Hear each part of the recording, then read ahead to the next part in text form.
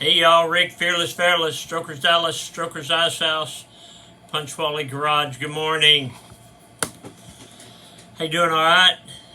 Today is Friday, August 23rd, 2024, year of our Lord.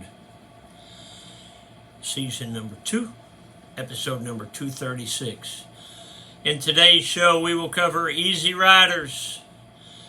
We will cover Glidden. We will cover SBA loan. Let's go. In My Life, the 366 Project, coming to you almost live from almost downtown Dallas in the powerful CHUMP studio. Today's show is brought to you by Reliable Diamond Tool. That's ready2.com, reditoo.com. Check them out. Also brought to you by Simpson Motorcycle Helmets. If you got a $100 head, then you wear a $100 helmet. But if your head is priceless, like mine, wear a Simpson. They are the best. We are a dealer. StrokersDallasMerch.com. Also brought to you by Extreme Charge. It's the best battery maintenance charger on the planet. I got 50 of these going right now on all my cars and all my motorcycles. These keep the battery hot. StrokersDallasMerch.com. Today, the Mr. Peabody Wayback Machine goes back to 1995. So one of the most frequently asked questions I get is, how did I get started in this business? Well, I worked for Roach Paint Glidden for 20 years. I loved custom motorcycles. I was always messing with motorcycles, always customizing motorcycles. And, I always had a dream that someday I could own a motorcycle shop and a bar. It was always both.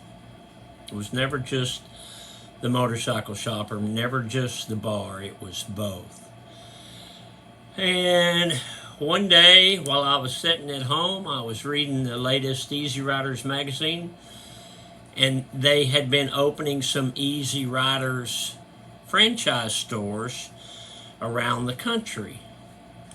And I noticed it said, coming soon, Austin, Texas. And at that time, they had half a dozen Easyrider stores, mainly up north. And it said, coming soon, Austin, Texas. And I said, Austin, Texas? That's cool. Wouldn't it be great to have one in Dallas? Wouldn't it be cool to have a custom motorcycle shop in Dallas where people could go in and see parts from Arlen Ness and Dave Perowitz and Donnie Smith and Pat Kennedy? Man, that would be so cool to have a big-time custom motorcycle shop in Dallas. I wish somebody would open a... Why can't that guy be me? That guy can't be you. I'm just a middle-class white guy. No, Rick, you can't do that. You've had a job for 20 years. I'm eligible for retirement when I hit 20 years. Man, why can't I do that? I can't do that. Well, I'm going to make a few calls to the Easyriders franchise in California tomorrow and just kind of run it through the system so I don't have to sit there and worry about it. I can be with my buddies over a beer and say, yeah, I looked into that. And so I did. So I called, not expecting anything. They were excited. They said, we'd love to have one in Dallas. And why don't you put together some paperwork and let's take a look. So I did. And I'm going to give you the short version here. We've talked about it a couple of years ago. Basically, the short version is that I filled out some paperwork. They told me I didn't have enough money. I told them I was going to get an SBA loan. They said, you're a middle-class white guy. You can't get an SBA loan. but I did. I got an SBA loan, so now it was up to me. Do you want to do this thing or not? I had a great job. I was making good money, and I was going to start over with nothing. But I knew I could always go back to work for Glidden or Kelly Moore or Sherwin-Williams or Jones Blair. So I took the leap, and I opened my custom motorcycle shop in Dallas. Back then it was called Easyriders Dallas. And I never looked back. And I mean, it's been headache and hurdle for all these years. 2007, the market crashed and things got terrible. Most of my buddies with motorcycle shops that weren't already gone were wiped out by 07 or 08. Yet old Rick Fairless is still here today. Speaking of still here, let's check out these trucks. Check that truck. Woo, that's those picnic basket trucks. Red and white. Yellow shoestrings.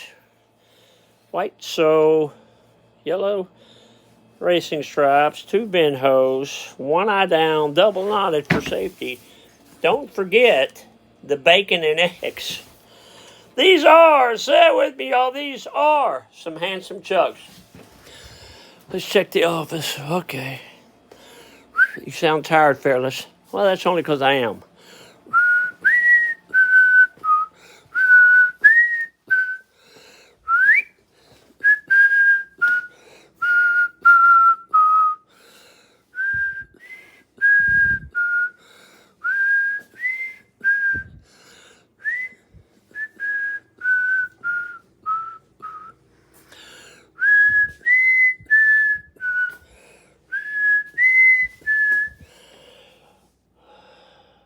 That's my mom.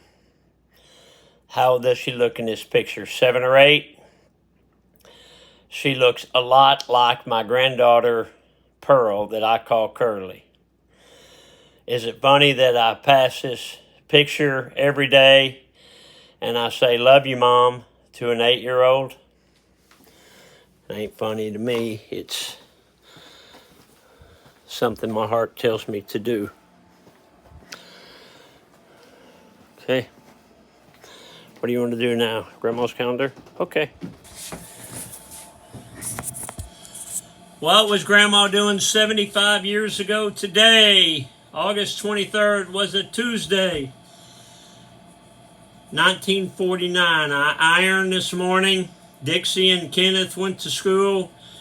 Harry and Dick went to Roy Young's sale. Dick bought 3 cows.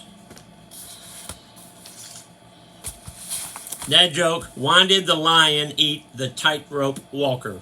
He wanted a well-balanced meal. Get off the couch, a motivational minute. A simple life gives birth to more clarity, inner peace, and meaningful relationships.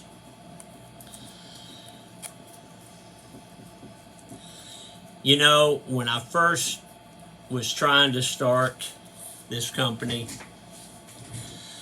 I was positive. I knew that it wasn't going to happen. But I knew that I was going to satisfy my curiosity, that I could make some calls and at least say that I looked into it and it wasn't for me. But it was for me. 29 years later, I'm still here. Thank you for that, Lord. Okay, I'm going to leave you with this. In 1905, an 11-year-old kid left some water and some soda powder outside overnight in the cold with a wooden stick in it, in the cup. The next morning, he discovered it had frozen and a popsicle was born. And that, boys and squirrels, is the rest of the story. All right, I got to go. It's Friday. It's going to be another hot one. Love you, Alice. Hey, I'll see you tomorrow.